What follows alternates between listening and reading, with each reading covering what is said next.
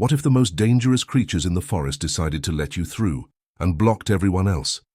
Think about that for a second. Not a fence, not a wall, not a locked door or a security guard or any of the barriers that the human world uses to control who gets access to what.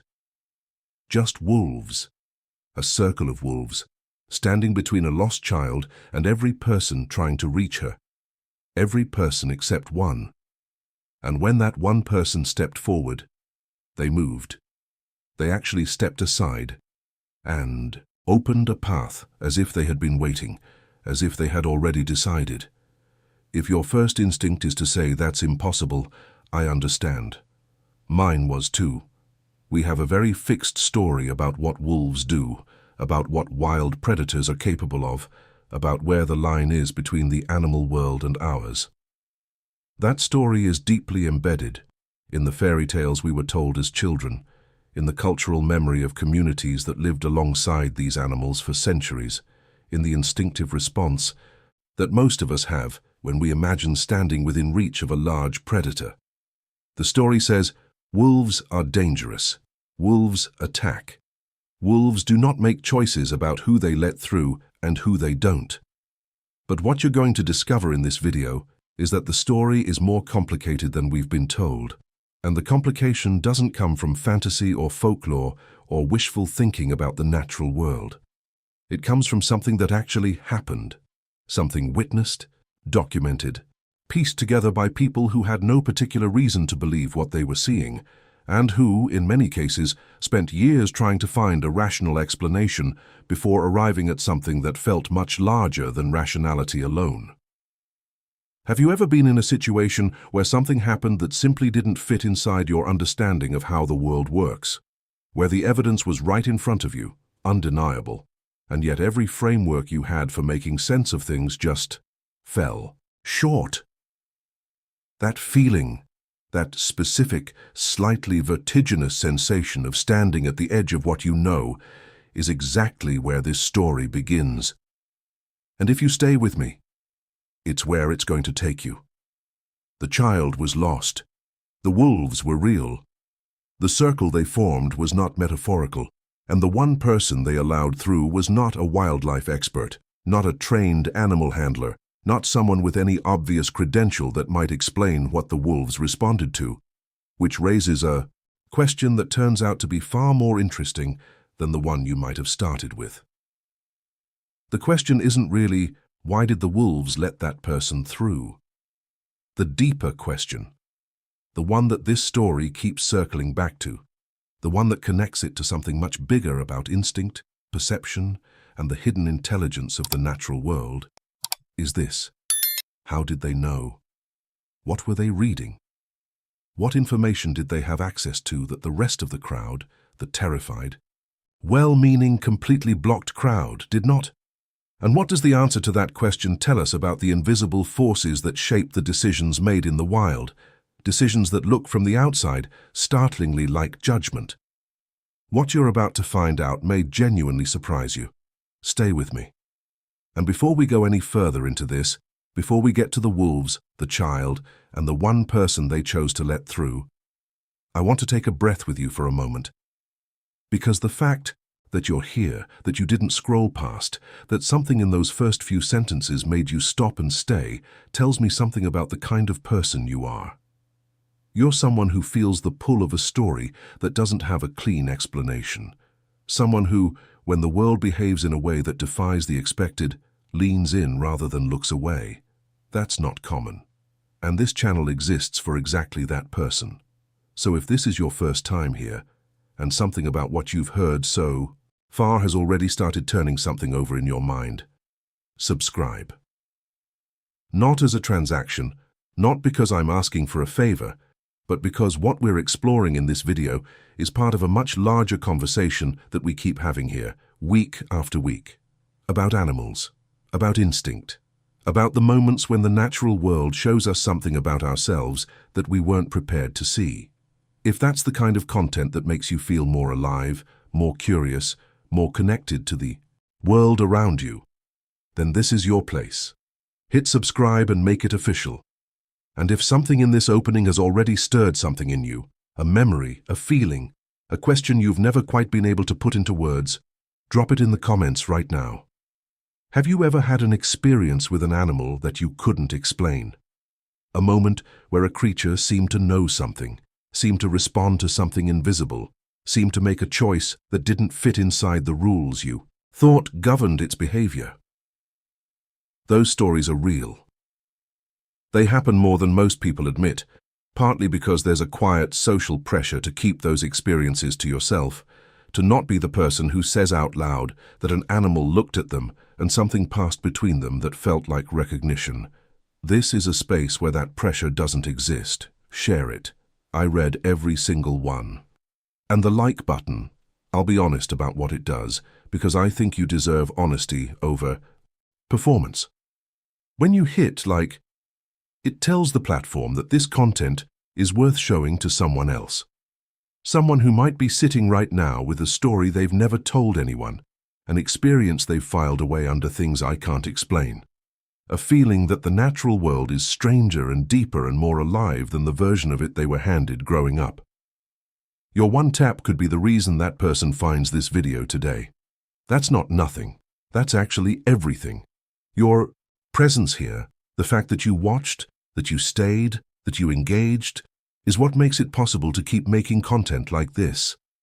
Every comment, every like, every new subscriber is a signal that these stories matter, that the questions they raise are worth asking, that there's an audience for the kind of honest, curious, unhurried exploration of the world that doesn't need to wrap everything up in a neat conclusion because it respects you enough to sit with the uncertainty alongside you. So thank you, genuinely. Now, let's go back to the forest. Let's go back to the child and the circle that formed around her, and the one person the wolves decided to trust. Because the story is just getting started. The forest edge looks different at dusk. Anyone who has spent time near a tree line as the light fails knows this. There is a specific quality to that transition, the moment when the trees stop being individual things you can name and count and start becoming a single dark mass, a wall, a presence.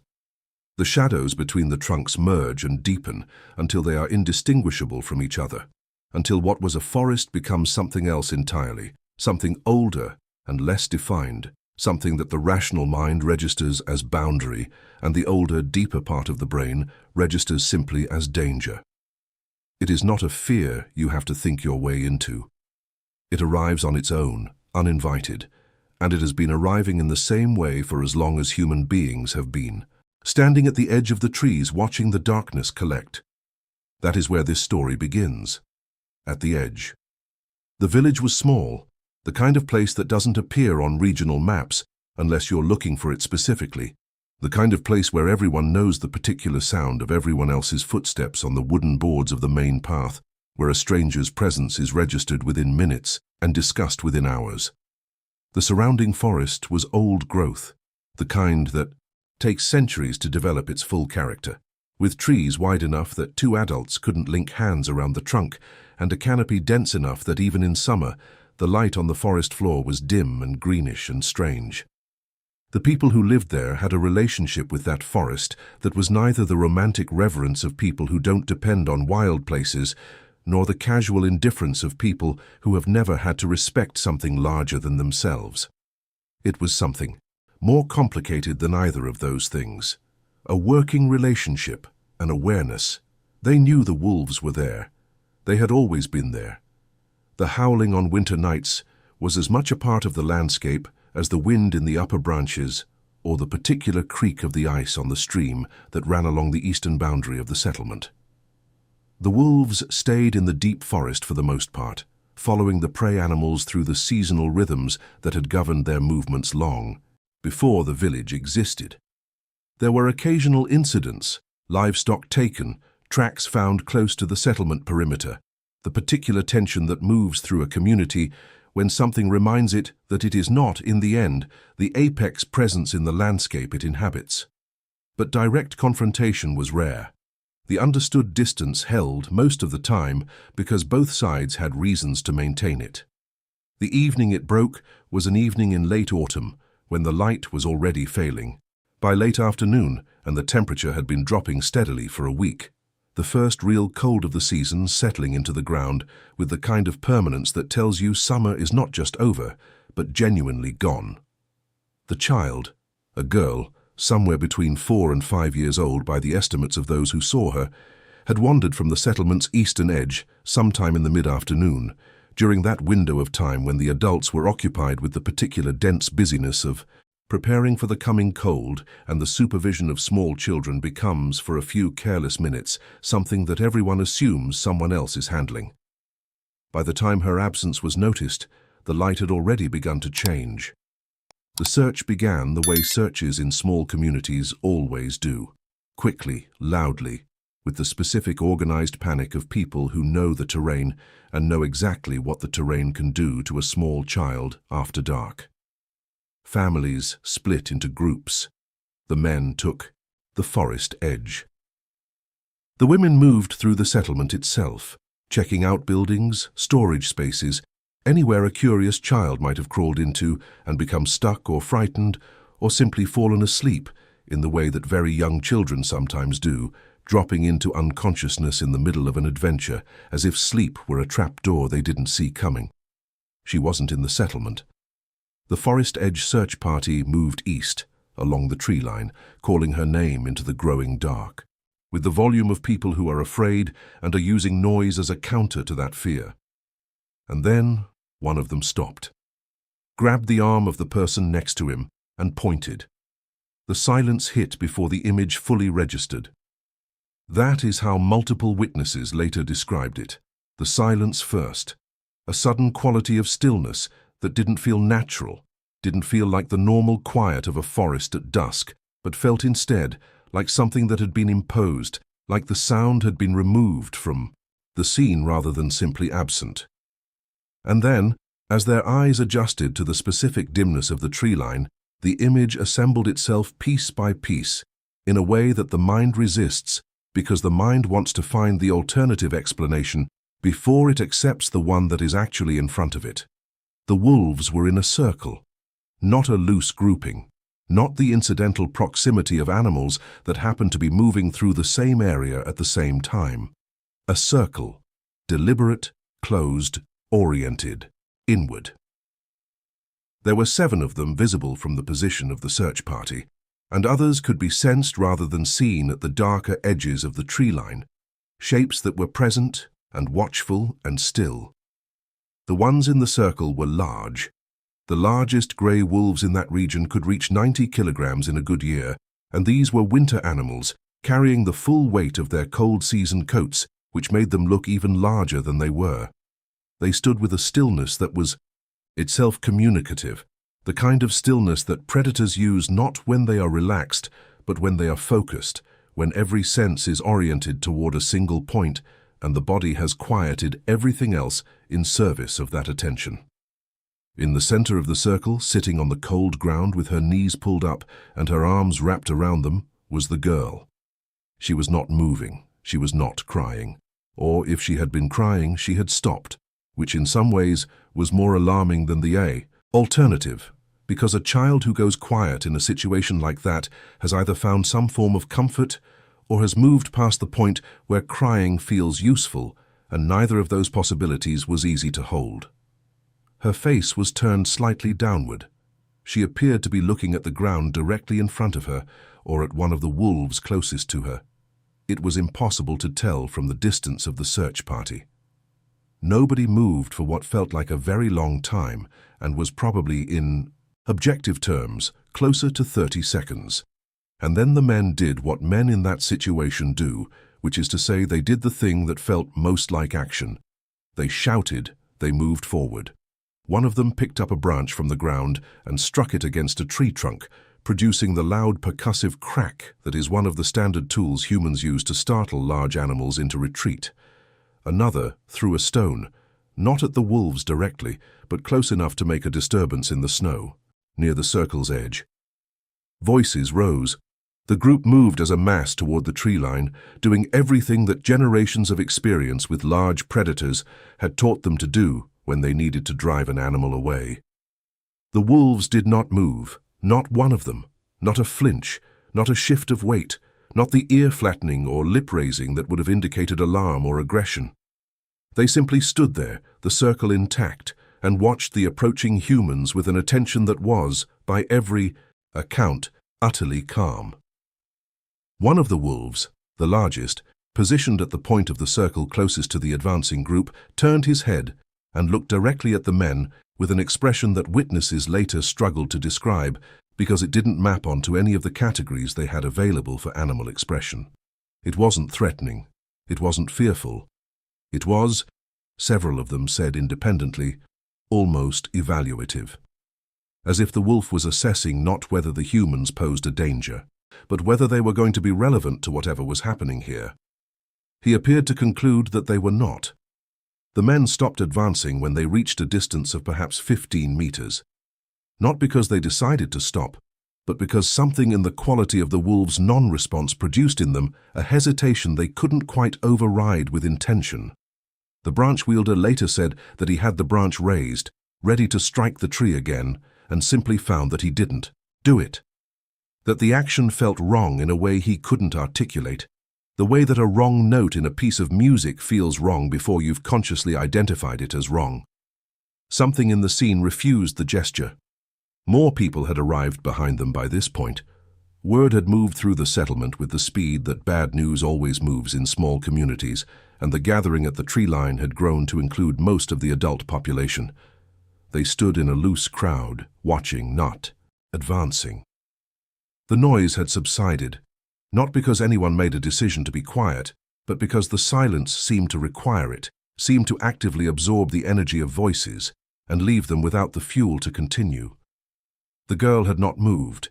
She was still in the center of the circle, still in that same contained posture, and a man near the front of the crowd would later say that she didn't look frightened, that this was the detail he could never make peace with, because a 4-year-old child, in a forest at dusk, surrounded by wolves, should be the most frightened thing imaginable, should be the living embodiment of fear, and she simply wasn't. She looked, he said, the way a child looks when they have been told to wait somewhere and are waiting, with the particular quality of patience that children that age display when they have decided to trust the instruction even without understanding it. Someone in the crowd suggested getting ropes and attempting to create a distraction large, enough to break the circle from multiple directions simultaneously. Someone else suggested fire. These ideas moved through the group and then stalled, not because they were dismissed, but because nobody actually moved to implement them, because underneath the suggestions, there was a quality of collective uncertainty that made action difficult to initiate. Nobody could say out loud what several people were already sensing, which was that this situation had a logic to it, that none of them had a map for, and that imposing familiar tools on an unfamiliar logic had a reasonable chance of making things worse rather than better. The dusk deepened, the cold intensified, the circle held, and then a woman stepped forward. She was not, by any of the accounts, the most obvious person for the moment. She was not the eldest, not the most experienced in the forest, not a hunter or a trapper, or anyone with a particular professional relationship to wild animals. She was, by the description of those who knew her, a quiet person. Not shy exactly, but someone who occupied space economically, who listened more than she spoke, who had a quality of stillness in her own bearing that people noticed without always being able to say why they noticed it. She was a mother. Her own children were standing in the crowd behind her. She stepped forward without announcing it. There was no declaration, no gathering of courage performed for the audience. One moment she was in the crowd, and the next she had taken one step and then another, moving toward the tree line with a slowness that was not hesitation, but something more like care. The way you move when you are paying attention to every element of your environment simultaneously, when you are fully present in your body in a way that ordinary life rarely requires. The crowd went completely silent. She walked toward the circle at that same careful pace, and as she walked, she did not make eye contact with the wolves, not because she was avoiding them, but because her eyes were on the girl, and this difference, subtle as it was, turned out to matter in ways that would only become clear later. She was not advancing on the wolves. She was moving toward the child, and the distinction was somehow legible, somehow readable in the language the wolves were using to interpret the scene in a way that the men's advance had not been. When she reached a distance of perhaps 10 meters from the nearest wolf, she stopped. She stood still. She waited. The wolf at the nearest point of the circle turned to look at her. The evaluation that had been directed at the men earlier was now directed at her, and it lasted longer, several seconds of that same calm, unhurried assessment. And then, without any signal that the human observers could identify, without any sound or movement from the others, that wolf took one step sideways, then another. The circle opened, not all at once. It was not a dramatic parting, not the theatrical gesture of a story told for effect. It was gradual, almost reluctant, a slow widening of the gap that the woman had stopped in front of, as if the wolves nearest to her were adjusting their positions with the particular unhurried deliberateness of animals that are changing their minds about something. The wolves didn't leave, they didn't scatter. They shifted, repositioned, and in doing so created a corridor, narrow, flanked on both sides by large grey bodies, but passable. The woman walked through it. The crowd behind her made a sound that several people afterward described as involuntary, a collective exhale, a single breath released after being held far too long. Nobody else moved. Nobody followed. The corridor that had opened for her was hers specifically, and something in the quality of the scene communicated this with a clarity that didn't require analysis. She reached the girl, crouched down, and gathered her in her arms. The child, who had been sitting in that strange, contained patience for God knows how long in the cold, immediately buried her face in the woman's neck and held on. The kind of grip that very young children use when they have been waiting a long time for safety and have finally found it. Fingers locked into fabric, face pressed into warmth, the whole body contracting toward the thing it needed. The woman stood up, she turned around, and she walked back through the corridor, which remained open, the wolves on either side standing as they had stood. Throughout, still, calm, watchful, until she and the child were clear of the tree line and back in the open ground between the forest and the settlement. And then the wolves closed the circle again. They didn't leave. For another several minutes they held their formation, and the crowd watched them in the new silence that had replaced the earlier silence. A silence of a different quality, no longer the loaded stillness of a situation unresolved, but something more like the quiet after a statement has been made, after something has been said that needs time to be absorbed. One by one, then in pairs, the wolves turned and melted back into the tree line, into the darkness that had now fully arrived, until there was nothing left but the snow and the trees and the cold and the crowd of people standing at the edge of the forest, trying to reassemble their understanding of what they had just witnessed. The girl was unharmed, not just unharmed in the sense of having no physical injuries. She had no injuries at all, no scratches, no evidence of any contact with the wolves beyond the proximity that everyone had observed. Her temperature was low from exposure, but not critically so. She was hungry and cold and exhausted, and in the specific way of children who have had a very large experience, she was already drifting toward the particular vacancy that precedes deep sleep. When she was asked, in the days that followed, what had happened, what the wolves had done, what she had felt, whether she had been afraid, she gave the answers that small children give when adults are asking about something that the child experienced differently than the adult is imagining. She said they were warm. She said they were quiet. She said she waited because she thought someone was coming. The community's response to the event followed the pattern that communities always follow when something happens that doesn't fit inside the existing explanatory framework. First came the relief, enormous and flooding, and for a day or two sufficient to postpone everything else. Then came the practical discussion. The child should never be unsupervised. The eastern edge of the settlement needed a better boundary. Procedures needed to change. These conversations were real and necessary and happened. And then, underneath them, running parallel and quieter and more persistent, came the other conversation. The one about what had actually happened, the one that didn't have a satisfying end point. Why her?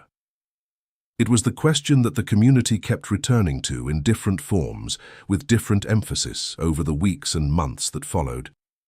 Not why did the wolves form the circle, or not only that, because the circle had its own logic that people were beginning tentatively to understand.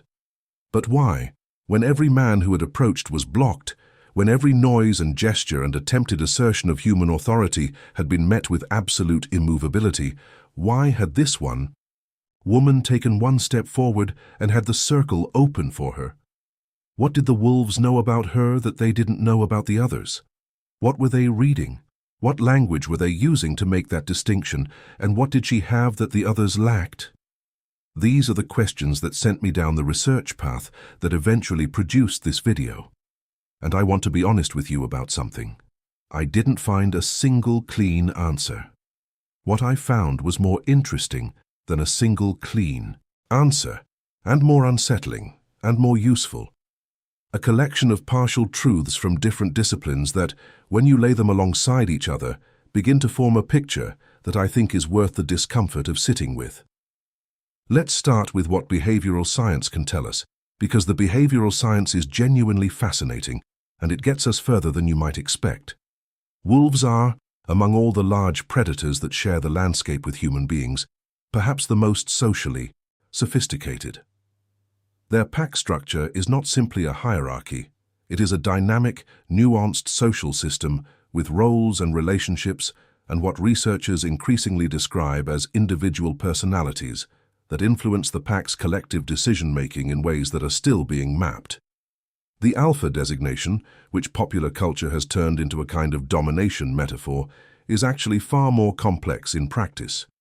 Field studies of wild wolf packs over the past 3 decades have consistently found that what makes a wolf influential in its pack is less about physical dominance and more about what researchers call social intelligence, the capacity to read and navigate the emotional and relational dynamics of the group, to make decisions that account for the needs of multiple individuals simultaneously, to hold complexity without being destabilized by it. Wolves watch. This is the thing that people who have spent extensive time observing them in the field consistently emphasize. Wolves watch with an attentiveness and a duration that feels, to the human observer, almost uncomfortable. They study. They gather information about individuals over time, and they use that information to calibrate their responses. A wolf that has been observing a particular group of humans, even from a distance, even without direct interaction, builds up a behavioral profile of that group, a kind of working model of what the group does, how its members relate to each other, what their patterns of response are under different conditions. This is not metaphor. This is documented behavior, consistent across multiple long-term field studies. The wolves at the forest edge had been there, in the vicinity of that settlement, for years. Possibly for generations of wolves, if the pack had maintained its territory over a long period. They knew those humans, not in the way we know people we've talked to, but in the way wild animals know everything in their territory. Through sustained, detailed, multisensory observation accumulated over time. They had profiles. They had, in the language of behavioral ecology, prior information about every individual in that crowd. This is where it starts to get interesting.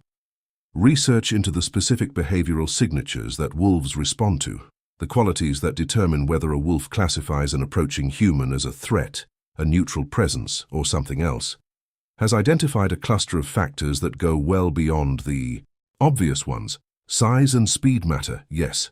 Noise level matters. Eye contact matters, in complex ways. Direct sustained eye contact is typically read as challenge, while averted or indirect gaze is read differently, though the interpretation depends heavily on context and on everything else happening in the interaction simultaneously.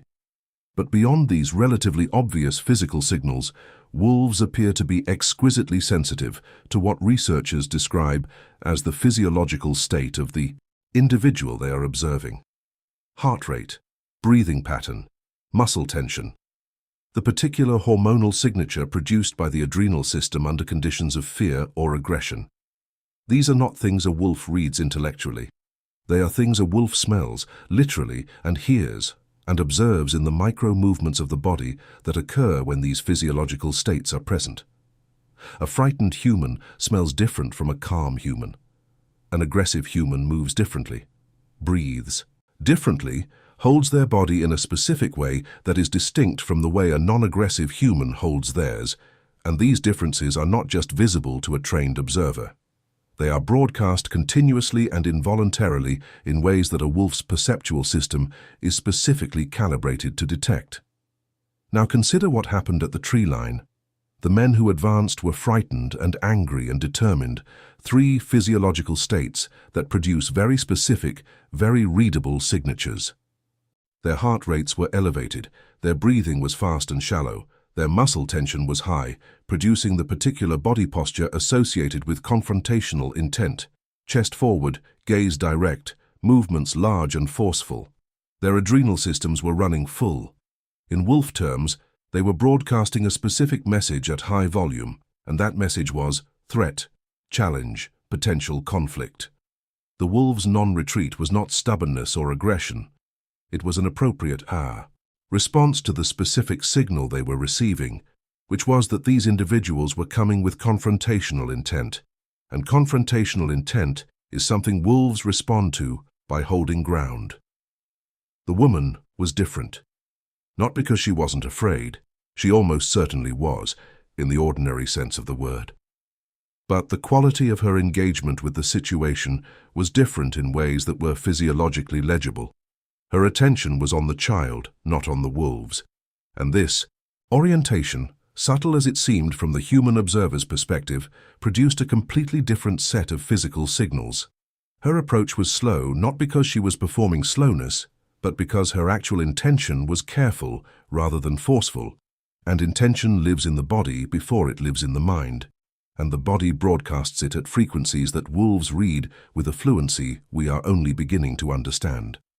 There is also something in the research literature about what ethologists call the caretaking approach, the specific quality of movement and physiological state that characterizes an individual moving toward a vulnerable creature with the intent to protect rather than to claim or to confront. This behavioral mode has been documented to produce distinct responses in wild animals across multiple species. It is not magical, and it is not about the specific human performing it being in any way special or chosen. It is about the signal. It is about what the body says when the mind is oriented toward care rather than control, and how that signal is read by creatures whose perceptual systems are calibrated for exactly this kind of information. She wasn't letting the wolves through. She was showing them something about what she was in that moment in her body that they recognized, and they responded to the recognition. Now I want to go even deeper into this, because this is where the story shifts from remarkable to something that I think sits at the very center of a much larger truth about the relationship between human beings and the natural world. A truth that has been available to us for a very long time, and that we have, in the construction of a particular kind of civilization, largely stopped being able to hear. The wolves were not just not attacking.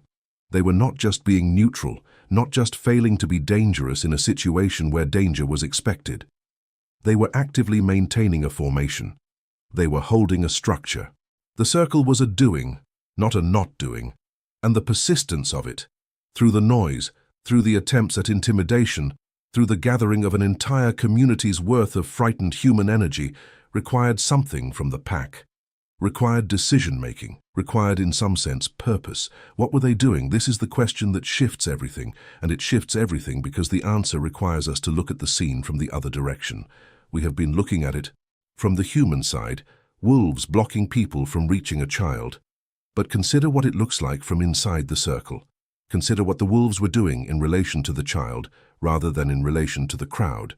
The child was inside, the crowd was outside, the wolves were between them. When the investigators and trackers and wildlife observers who were brought in afterward examined the scene the following morning, with daylight and fresh perspective and some emotional distance from the terror of the previous evening, one of the first things that struck them was the orientation of the individual wolves in the circle. In a defensive or territorial formation, wolves typically orient outward, toward the perceived threat, with attention and body language directed at what they are holding at bay. This is what you see when a pack defends a kill site or a den. Bodies turned out, facing the challenge, communicating clearly that entry will be contested. The wolves at the tree line had not been oriented outward. They had been oriented inward. Their attention, the direction of their gaze, the angle of their bodies, the positioning of their ears, had been directed toward the center of the circle, toward the child. They weren't blocking people from getting in. They were keeping the child from getting out. Let that rearrange the picture for a moment, because it rearranges everything. A lost child in the forest at dusk, moving on instinct and fear, is likely to move deeper into the forest, away from the noise, away from the light, away from the shouting and the chaos of the crowd, all of which, to a 4-year-old who doesn't understand that the noise is people looking for her, might register not as rescue, but as additional threat. The direction of instinctual flight in a frightened child in that environment at that hour was inward, deeper, further from warmth, further from safety, further from the people who were trying to reach her, further into a forest that, at night in winter, was as close to genuinely fatal as any environment a small human body can find itself in. The wolves had been between her and the trees. They had been the thing preventing her from going further in. The circle from the inside was not a cage.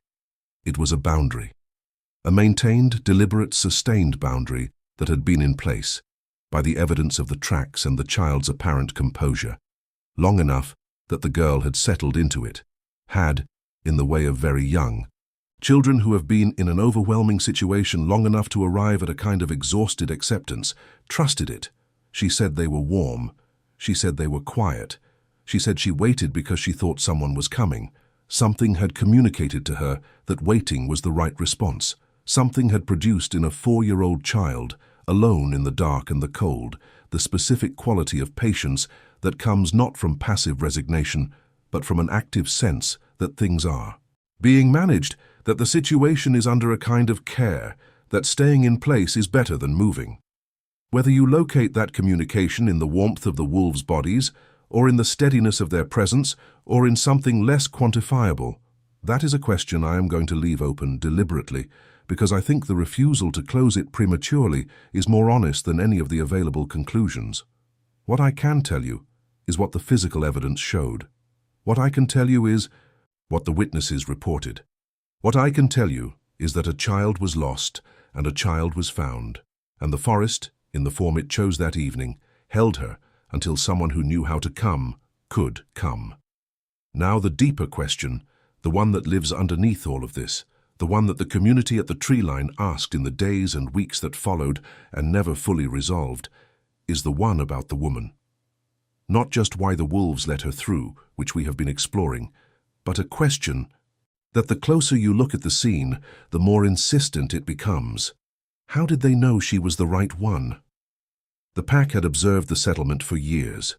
They had profiles. They had information. They had, in their own perceptual language, a read on every individual that crowd contained. But the woman hadn't done anything, in the time the crowd was assembled, that should have distinguished her from the others in terms of observable behavior. She had been standing in the group.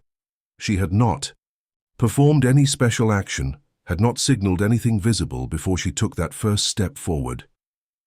There was no prior interaction between her and the wolves that anyone could point to.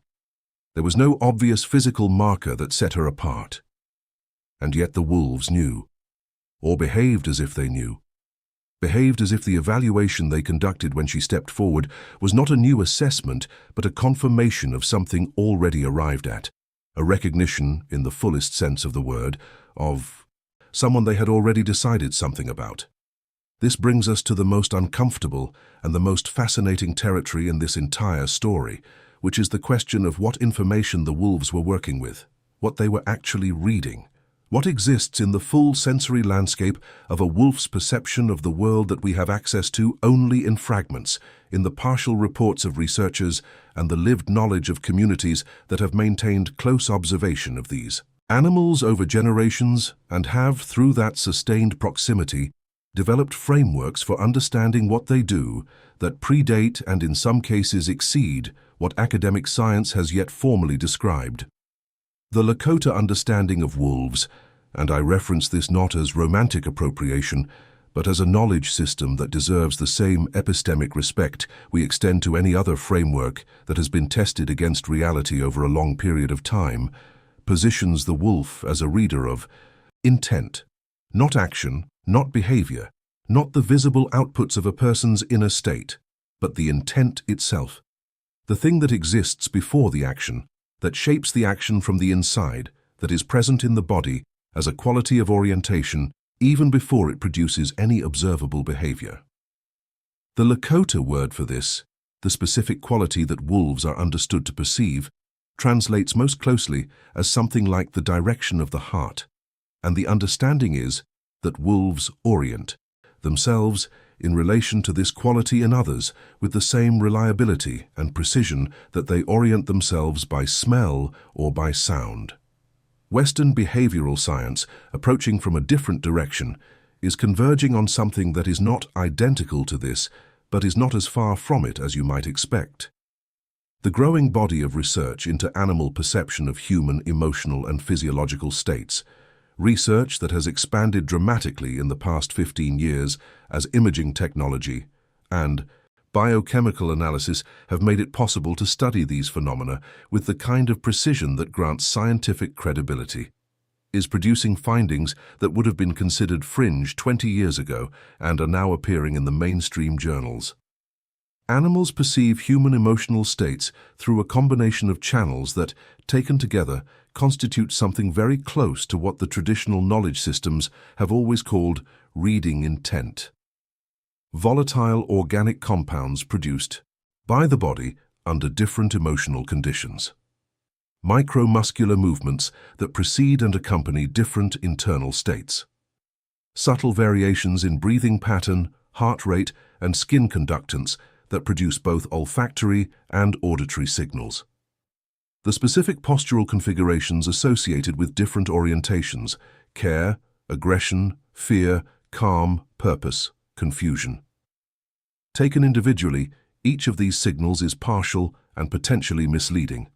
Taken together, integrated by a perceptual system that has been shaped over evolutionary time to read exactly this kind of information, they constitute something remarkably like a complete picture of what a person is in that moment, at the level of their actual state rather than their performed state.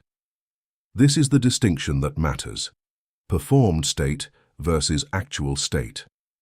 The men at the tree line were performing courage and authority and decisiveness, in the sense that they were attempting to project those qualities outward in ways they believed would produce the desired response, but their actual state, the state their bodies were broadcasting through every involuntary channel, was something different: fear, anger, the specific physiological signature of individuals who feel that control is being threatened and are escalating in response. The wolves read the actual state, not the performance. The performance was irrelevant to them, not because they were sophisticated enough to see through it in the way a perceptive human reads a person's real feelings underneath their social mask, but because the actual state was louder. Broadcasting on channels the performance couldn't override. The woman's actual state was different from her performed state too, but differently. She was afraid. She was a mother watching a child in danger, and every maternal instinct she had was running at full capacity. But underneath and alongside the fear was something else, something that the fear was organized around, rather than opposed to, the child. Her actual orientation at the deepest level of physiological and neurobiological organization was toward the child. This is what the wolves read, not the performance of calm, the actual direction of her attention and care, present in her body the way a compass needle is present in a compass, not as a decision, not as a performance, but as a fact of her current orientation in the world. They let her through because she was already, in the most literal sense, available to their perception, going to the child. They weren't granting her access. They were recognizing a fact that was already true. And this This is the revelation that the story keeps circling back to, the understanding that shifts everything if you let it fully land. This has implications that extend far beyond this particular story, far beyond wolves and forests and lost children. It has implications for how we understand the nature of trust and what it actually requires and what it is actually made of. It has implications for what we mean when we talk about connection between species, between individuals, between a human being and the world that human being inhabits. It suggests that the currency of the natural world is not what we perform, but what we actually are. That the gap between those two things is not as invisible as we tend to assume. That other living things, particularly those whose perceptual systems are oriented toward reading exactly this kind of information, are not fooled by the gap the way other humans sometimes are. There is something clarifying about this that I find myself returning to again and again. Something that feels, if I'm being honest, like a kind of relief. The idea that what matters, in the end, is not the presentation, but the actual orientation. That the question asked of us by the living world, by the creatures that share it with us, is not what are you performing, but where are you actually pointing? That the direction of the heart, to borrow the Lakota framing, is legible, is real, is the thing that determines what opens and what doesn't. The wolves didn't care about the performance. They never have. The wolf lying in the snow next to the baby, from our previous story, wasn't responding to a performance either. He was responding to a fact, to the actual state of a creature in need, to the actual quality of vulnerability and the actual absence of threat, and whatever actual quality the woman carried in her body and her orientation that made her, in the language the pack was using, the right answer to a situation that required one. Talvez a pergunta não seja por que eles deixaram ela passar.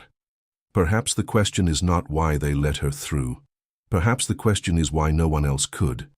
And that question, turned inward, asked not about wolves and forests, but about ourselves, about our own actual orientations versus our performed ones, about the gap between what we project and what we actually are. That is where this story becomes something more than a story. That is where it becomes a mirror. Drop a comment below and write, "I know the difference." If you're still here, if you followed this all the way from the forest edge to the circle to the mirror that the story eventually becomes, then you already know that something in this landed for you. You don't watch something to the end unless it's saying something you needed to hear or asking something you needed to be asked. That's not an accident. That's you recognizing something. So let's mark it. Drop a comment below and write, "I made it to the end." That's all. It's a small thing, but it creates something real. A visible gathering of people who stayed, who followed the thread, who were willing to sit with a question that doesn't close cleanly. I read every one of those comments, and every one of them matters more than the metrics suggest. If this story moved something in you, if the image of the circle, or the woman walking through it, or the idea that the natural world reads what we actually are rather than what we perform, is still turning over somewhere in the back of your mind, the like button is the quietest way to say so. One tap. It tells the algorithm that this kind of content deserves to reach someone else who needs it today, and that's a genuinely good thing to be part of. And if you're not subscribed yet, this is the natural moment. Not because I'm asking for your loyalty, but because what we explored today is one thread in a much larger fabric that we keep weaving here. Stories from the edge of what we think we know about the natural world, about animals, about the invisible intelligence that moves through wild places and occasionally unexpectedly makes contact with ours. If that's a conversation you want to keep having, subscribe and it'll find you. There's a video right next to this one that picks up the thread from a completely different angle. Same territory, different story, and something in it is going to connect directly to what you just heard here. Click it and let's keep going. The forest has more to say.